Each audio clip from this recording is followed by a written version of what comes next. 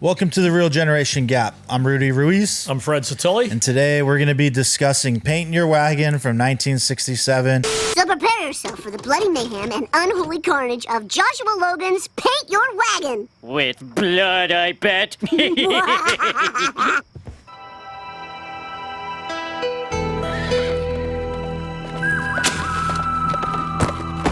Hey! That's a pretty sorry-looking wagon you got there, mister. I reckon it could use a coat of paint. Well, what are we waiting for? Gonna paint our wagon, gonna paint it good. We ain't bragging, we're gonna coat that wood. We're gonna paint that wagon, we're gonna paint it good. They ain't bragging. The wonderful musical comedy starring Clint Eastwood, Lee Marvin, and Gene Seberg. 1967. 9. Oh, you're right. Sorry. Hellbenders was 67. This one is 1969. The same year as The Wild Bunch, which is, thank God for that movie, because it is a lot better than this one. So How could you say that?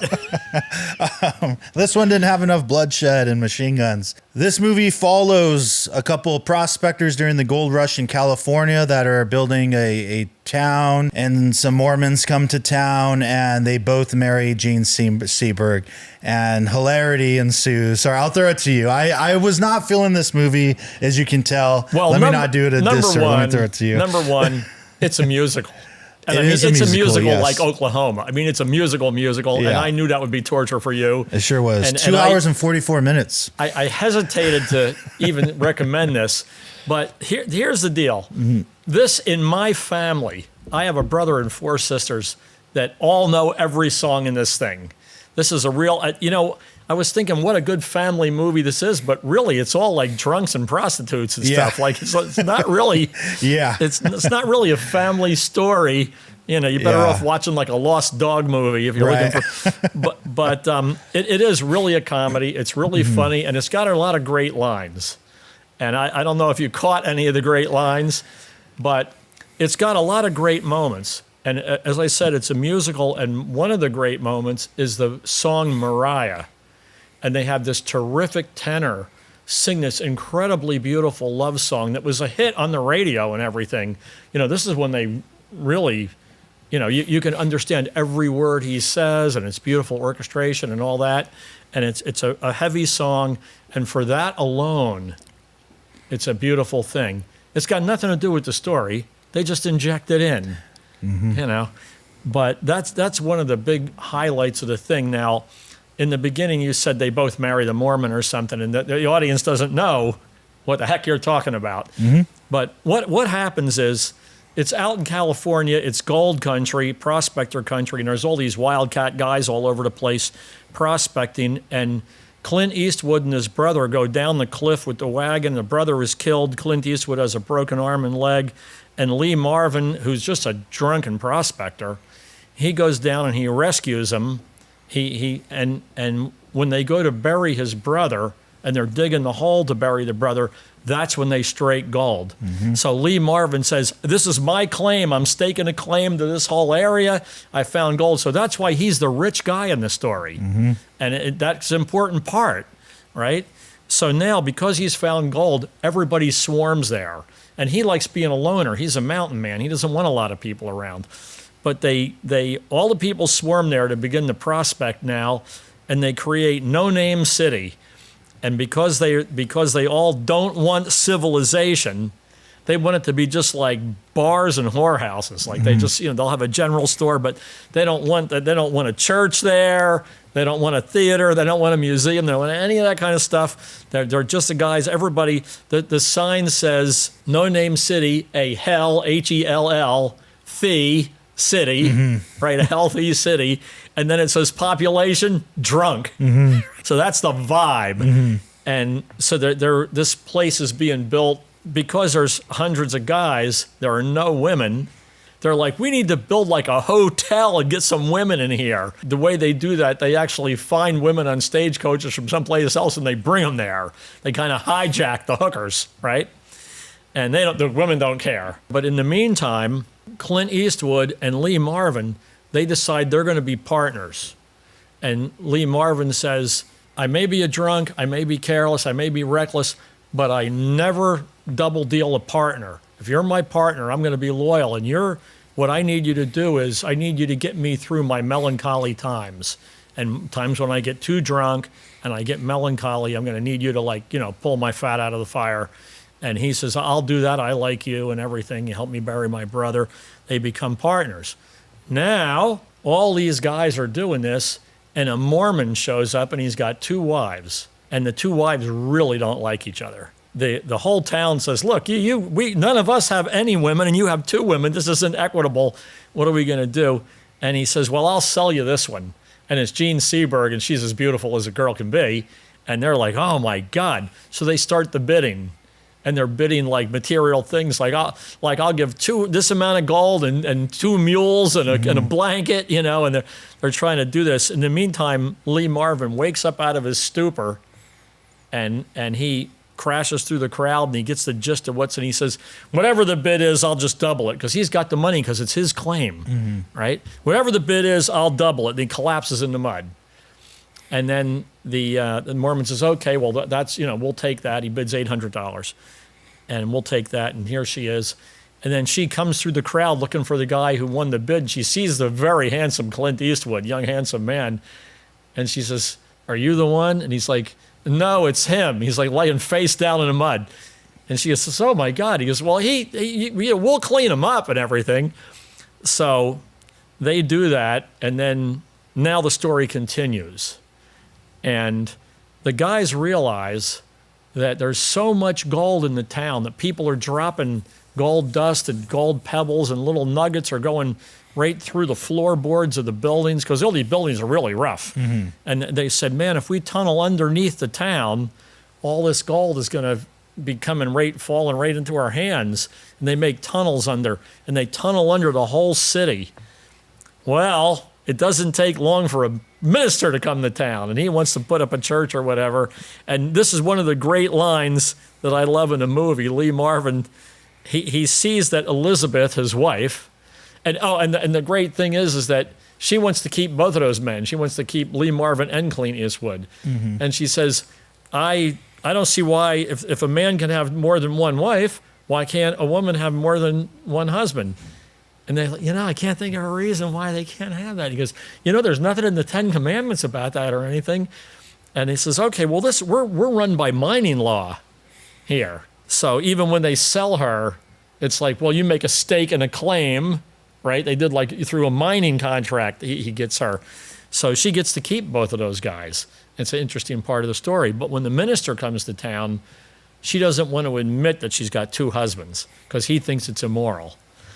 And Lee Marvin says, there's nothing more treacherous than a righteous woman. And that's a really good line, right? There's nothing more treacherous. He says, oh, this is bad. This is bad. There's nothing more treacherous than a righteous woman. And because now he's got to play the role too, right? So that's one of the good lines. And then the other line that I loved in the movie was, he says, this is God's country. You don't have to love your neighbor. You can just leave him the heck alone. And that's a good line. That's a funny line. So anyway, I thought these were highlights for me of the film. But what happens is, because they tunnel under the whole town falls into the pits, the holes that, and the whole town collapses and falls apart and everything like that. And that's the end of that. And now, in addition to the town crumbling and making the prospecting virtually impossible and everything, settlers come and they want to have a farm and everything. So Lee Marvin's a mountain man. He's got to leave. And he's got to leave Elizabeth, and he's got to leave Clint Eastwood with Elizabeth. And Clint Eastwood really wants to be a farmer. So it's a love story that ends that way, and it's real nice. But now that I've told the story and try in a way to try to get everybody to like the movie, what was your problem? All of it. So that's such a Shane Schildmeyer answer. I feel like him now. I just never, the story never resonated with me. I never quite cared about what was going on. It felt like it just jumped a lot here to there and here to there, and What just time of didn't night did you watch this movie? I watched it at a reasonable time, like a good 8:30 p.m. Oh God. Okay. And- No, I don't have a way out of that. Yeah. Go ahead. Yeah. Thankfully, this wasn't a midnight or a 6 a.m. screening for me. And so that the musical numbers, and I mean, I'm already not a fan of musicals for the most part. So, but I went in, I'm like, all right, we got these two guys, Gene Seberg, who, I mean, the only other movie I know her from is Breathless, Godard. And man, she looks way different just in that 9 years. Well, you know something about her acting job. She was a real good counterpoint because she played her part totally straight. The other, Lee Marvin, was totally comedy. Yeah. And the fact that Clint Eastwood sang songs and Lee Marvin sang songs, at the time it was big for the audience. Back in '69, it was, people were like, wow, Clint Eastwood sang in a movie. And that was another thing for me. Like, so the musical numbers, I didn't care for any of them. The best one, I do have to say, would be the Mariah one.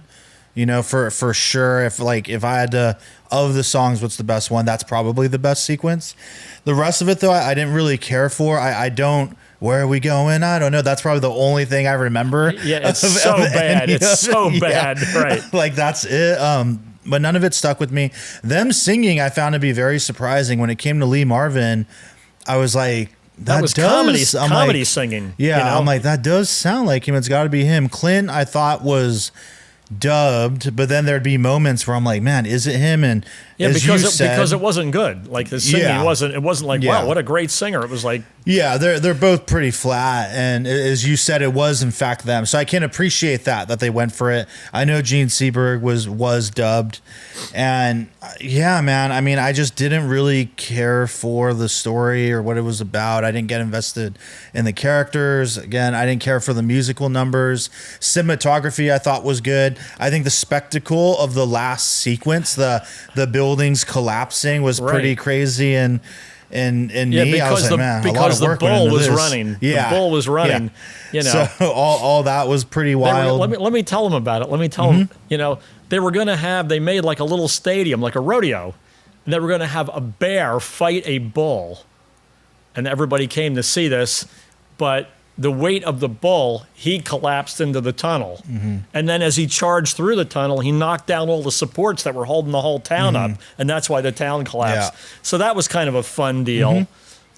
I mean, there were a few lines that I thought were good too. I mean, just when he takes that young man to the ladies and he just like, I give you a boy, bring me back the man, or whatever that. And when they're talking about the Bible, they're at the dinner table and, oh, didn't the Bible make you not want to drink or whatever? And he's like, no, but it made me not want to read or something like that.